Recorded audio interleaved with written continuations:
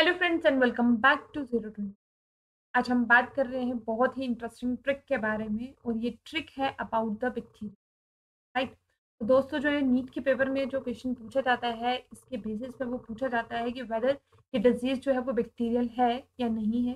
उनका positive agents के बारे में पूछा जाता है, उनके पर्टिकुलरली मोड ऑफ ट्रांसमिशन और कोई पर्टिकुलरली जो हमारी एनसीईआरटी में पर्टिकुलरली मेंशन्स है उनके सिम्टम्स के बारे में।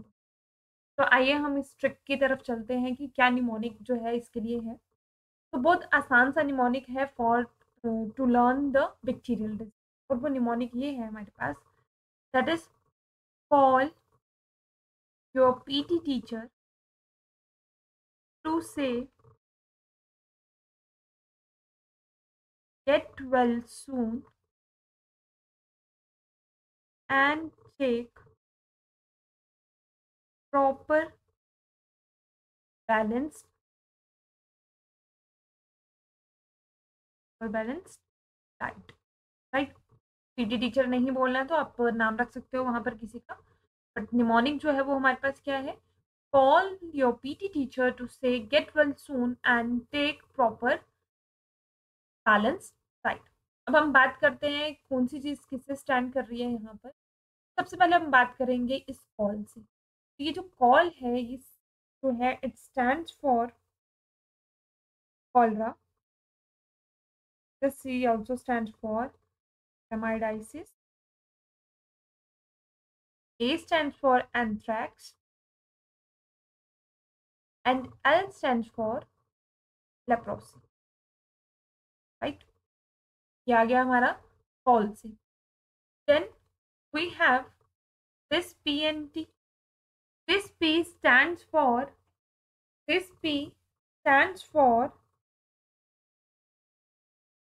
pneumonia, and this T it stands for typhoid, right?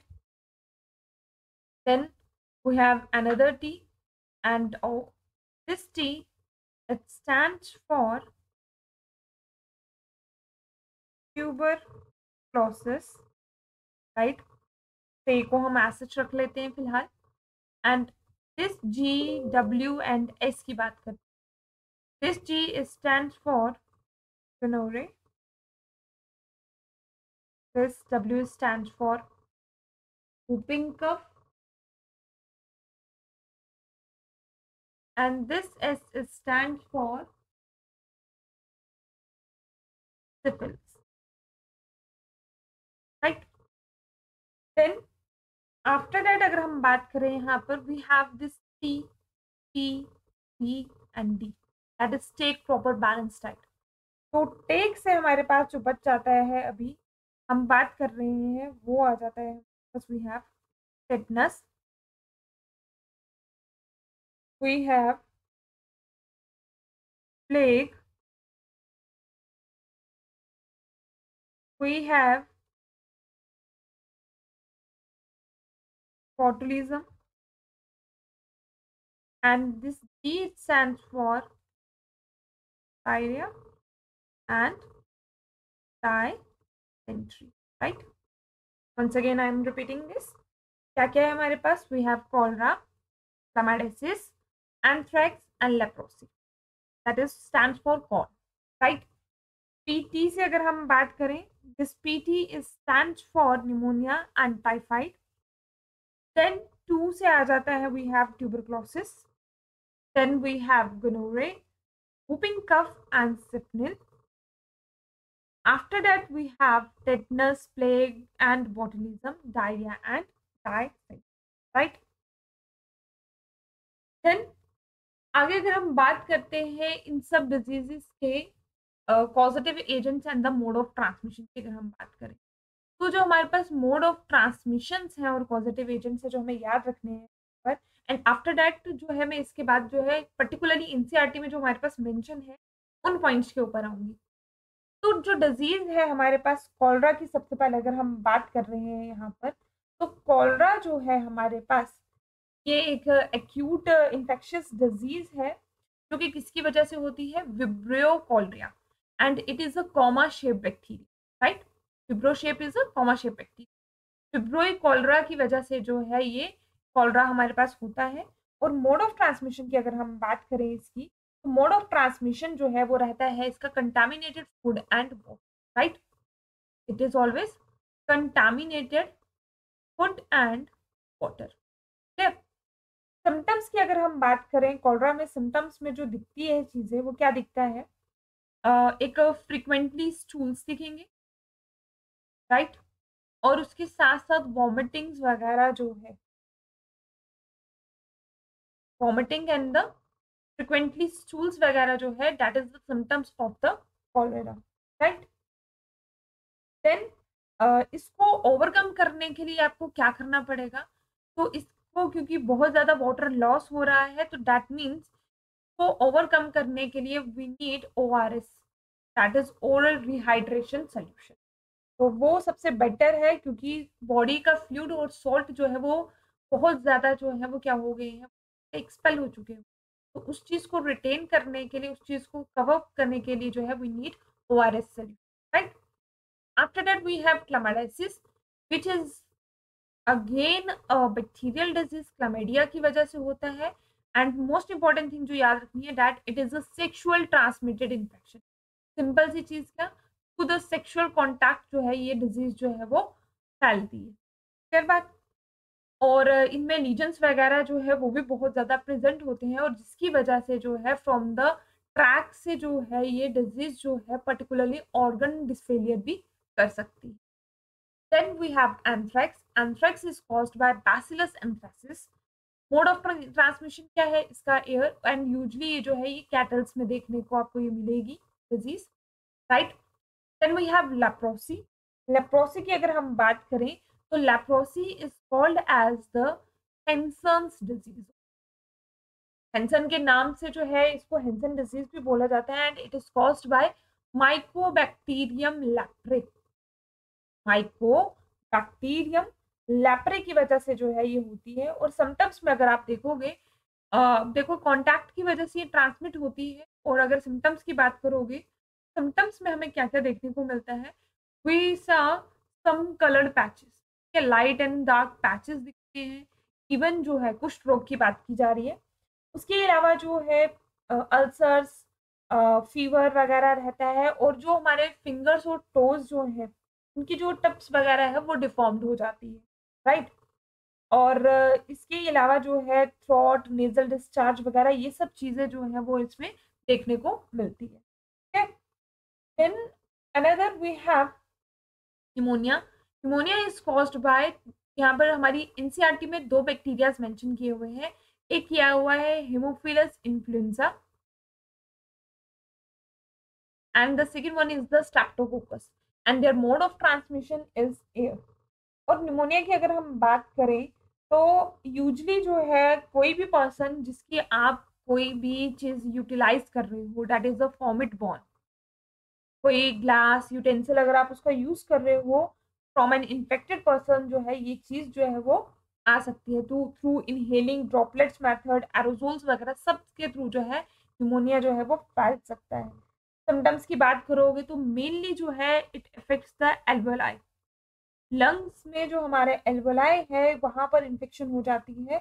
और एल्वेलाई जो है यूजुअली हमें मालूम है एयर से फिल रहता है, लेकिन इस केस में एल्वेलाई जो है it is filled with fluid, right.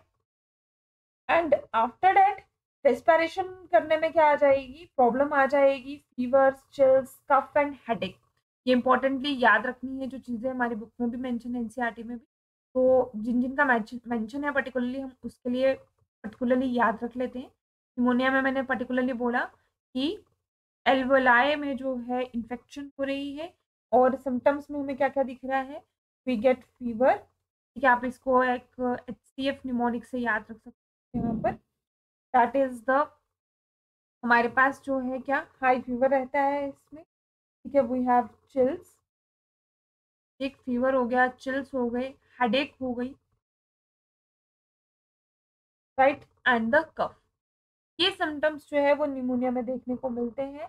And के साथ साथ जो है, क्योंकि प्रॉपर रेस्पिरेशन नहीं हो पाती, जिसकी वजह से जो है लिप्स एंड फिंगर्स की अगर हम बात करें तो लिप्स एंड फिंगर्स जो है they turn bluish in colour, और इस चीज की ब्लूइश कलर को ही हम क्या बोलते हैं, साइनोसिस, राइट। तो ये पर्टिकुलरली बुक में मेंशन है, तो इसके बारे में ये चीज याद रखनी कि ये किस तरीके से स्प्रेड हो रही है, राइट। आफ्टर दैट बुक में हमारे पास पर्टिकुलरली मेंशन है about the typhoid.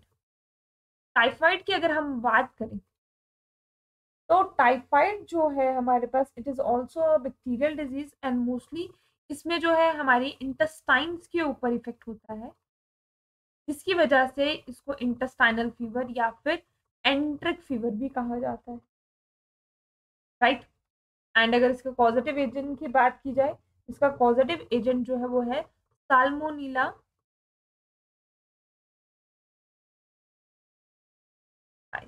And which is a gram negative bacteria, right. Because of the staining process बहुत वायलेंट है। और अगर मोड ऑफ ट्रांसमिशन की बात की जाए तो मोड ऑफ ट्रांसमिशन जो है इसका सिमिलरली वो क्या रहेगा हमारे पास, कंटामिनेटेड फूड एंड वाटर। उसके अलावा ऑर्गन से जो है थ्रू ब्लड ये जो है वो ट्रांसफर हो सकता है। सिम्टम्स में जो पर्टिकुलरली याद रखने हैं आपको, जो एनसीईआरटी में मेंशन है वो सिम्टम्स याद रखने हैं। टेम्परेचर जो है इसमें हाई फीवर रहता है 39 से 40 डिग्री सेल्सियस तक, राइट। और इसमें वीकनेस रहती है, स्टमक एक रहेगी या स्टमक पेन रहती है, कॉन्स्टिपेशन हो जाएंगे क्योंकि मेनली जो है ये इंटेस्टाइन को अफेक्ट कर रहा है, हेडेक हो गया, फीवर हो गया, ठीक है। And mainly the loss of appetite, भूख वगैरह जो है वो नहीं लगती, राइट। तो ये जो है कॉमनली इसके सिम्टम्स हैं। और उसके अलावा जो बुक में लिखा हुआ था वो है क्या, इंटेस्टाइनल परफोरेशन हो सकती है, और इवनली अगर बहुत ज़्यादा सीवर जो है ये हो जाए तो it may also lead to the death. तो मेनली जो है इस टाइफाइड के फीवर को डिटेक्ट करने के लिए पूछा जाता है कौन सा टेस्ट है, then you called it as the Widal test जो है वो किया जाता है to check out the typhoid. तो स्टूल टेस्ट किया जाता है जहाँ पर ये चीज़ जो है चेकआउट की जाती है कि whether a person is typhoid positive और negative, right. And most important thing जो हमारे पास एनसीईआरटी में यहाँ पे पर्टिकुलरली मेंशन है, इसका एक केस देखा गया कि टाइफाइड के बारे में जब पता चला तो एक वुमन थी, उस वुमन का नाम था मैरी मेलन, राइट। और उसको निक नेम दिया गया था टाइफाइड। ये पेपर में क्वेश्चन पूछा जाता है टाइफाइड मैरी, क्यों? क्योंकि वो काफी सालों से जो है वो एक प्रोफेशन में वो कुक करती थी एंड उसको पता नहीं था कि उसको टाइफाइड है। लेकिन जब वो कुक करती जाती थी तो उस कुक करते टाइम जो है वो जब खाना वही बांटा जाता था तो बहुत सारे सेवरल पीपल्स में जो है वो डिजीज जो है वो क्या हो गई, स्प्रेड हो गई। तो दैट्स व्हाई वो तो कुक करती रहती थी और उसे पता ही नहीं था कि उसको टाइफाइड है, लेकिन थ्रू दिस वो बहुत ज़्यादा सेवरल ईयर्स तक जो है वो एज एन कैरियर बनी रही, जो हमारे पास टाइफाइड को जो है नंबर ऑफ पीपल्स में जो है वो क्या कर रही थी, दैट्स व्हाई यहाँ पर पर्टिकुलरली नाम मेंशन किया गया है।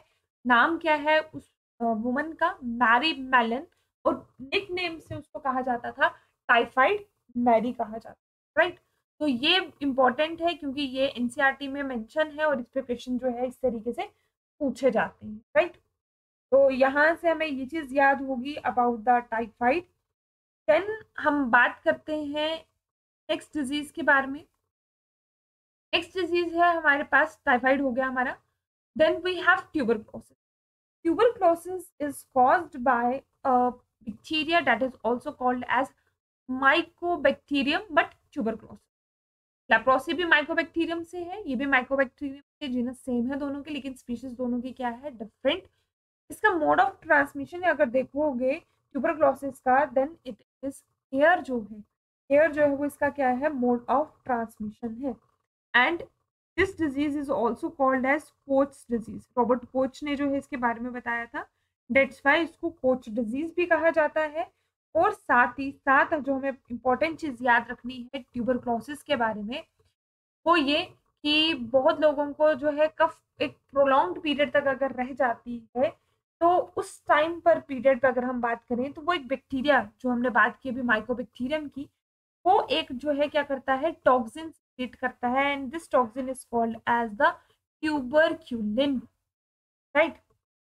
जिसकी वजह से ये डिजीज जो है वो होती है, और मेजरली जो है इट अफेक्ट्स द लंग्स, ठीक है, लिम्फ नोड्स वगैरह को अफेक्ट करता है, बोन्स और जॉइंट्स को जो है अफेक्ट करता है, और थ्रू द मतलब अगर एक पर्सन में देखोगे तो मेनली लंग्स उसमें अफेक्टेड है, फीवर कफ जो है उसमें रहेगी, इवन जो मोस्ट की जो सैलिवा है या जिसको आप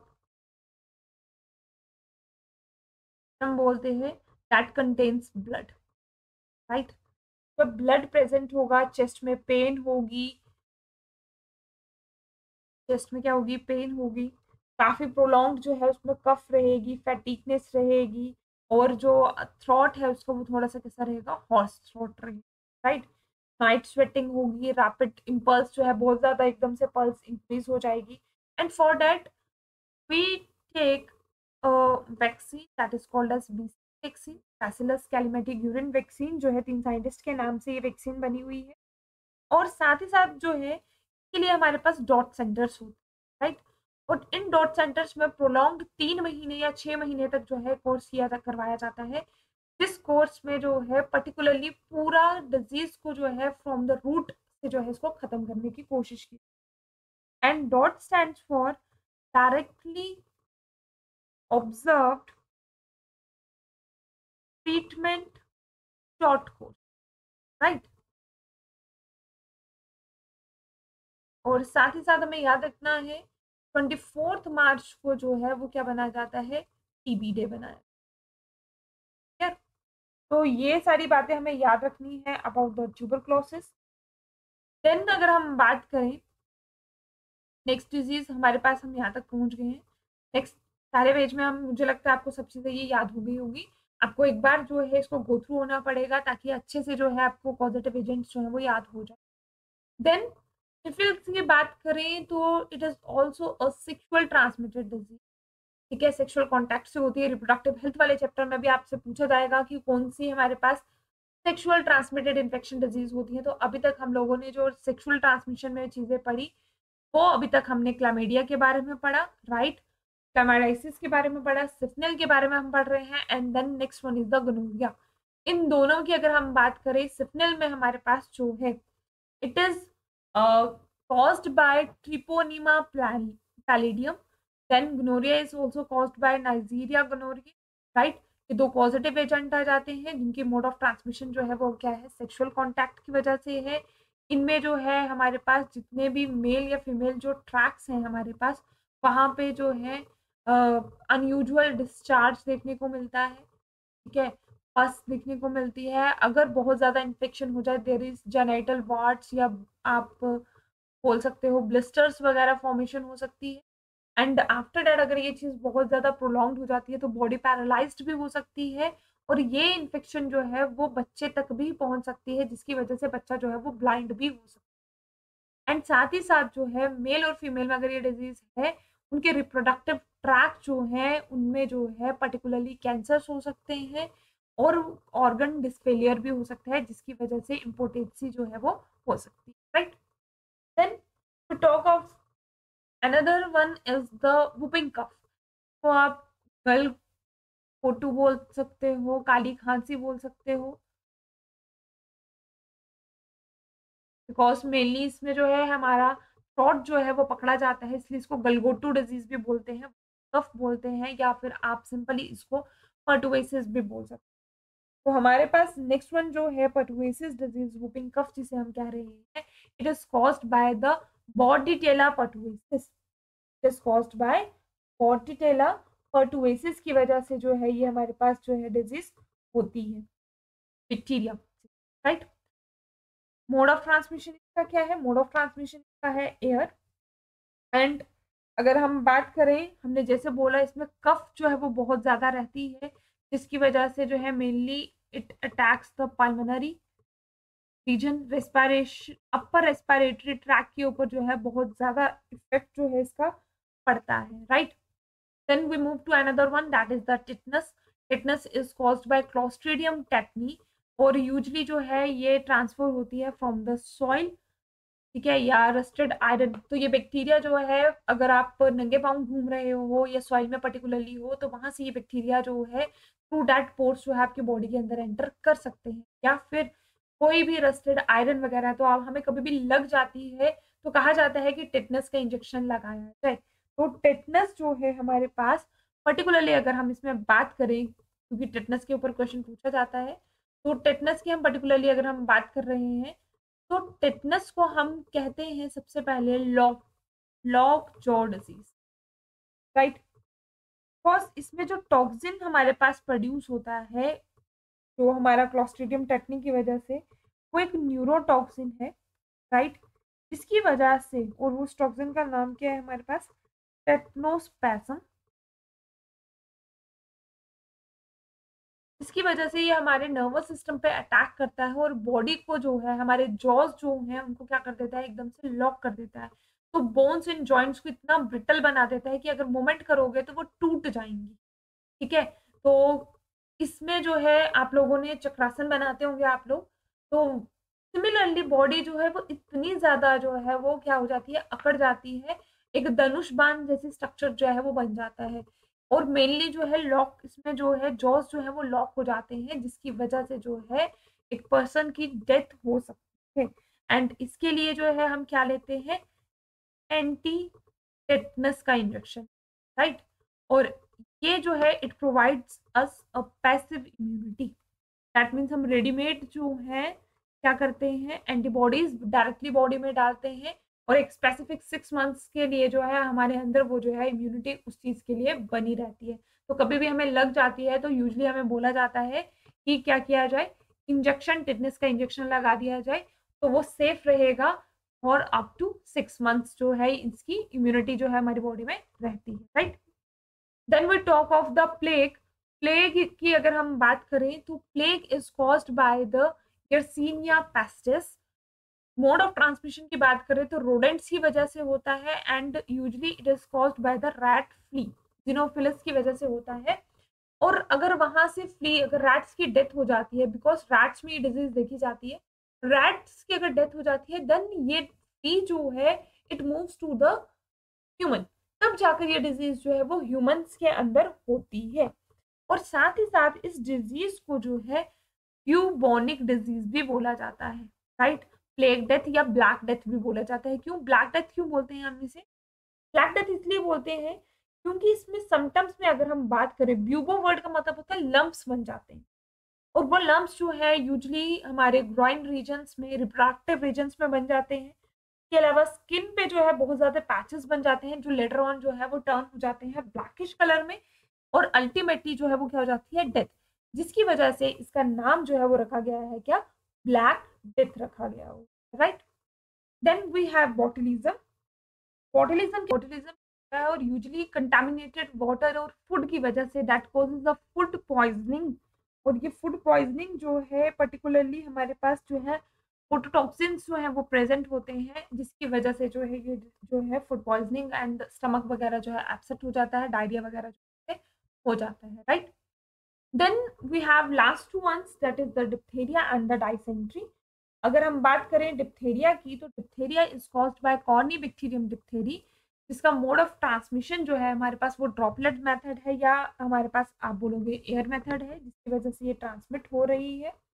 एंड यूजली अगर हम बात करें, ये अफेक्ट करती है 5 साल के बच्चों, ठीक है, up to 5 years of age के बच्चों को ये इफेक्ट करती है, जिनमें जो है मेनली थ्रॉट में प्रॉब्लम होती है, ठीक है, फीवर वगैरह, चिल्स वगैरह जो है, वॉमिटिंग, हेडेक जैसी जो है चीजें देखने को मिलती हैं। और हमारे पास जो टॉन्सिल्स होते हैं गले में, उसमें एक मेम्ब्रेन बन जाती है, ग्रे कलर की मेम्ब्रेन, और लिटरली जब वो मेम्ब्रेन जो है ट्रैक में जाती है, जिसकी वजह से जो है रेस्पिरेशन में और बोलने में जो है वो क्या आती है, डिफिकल्टी आती है, राइट।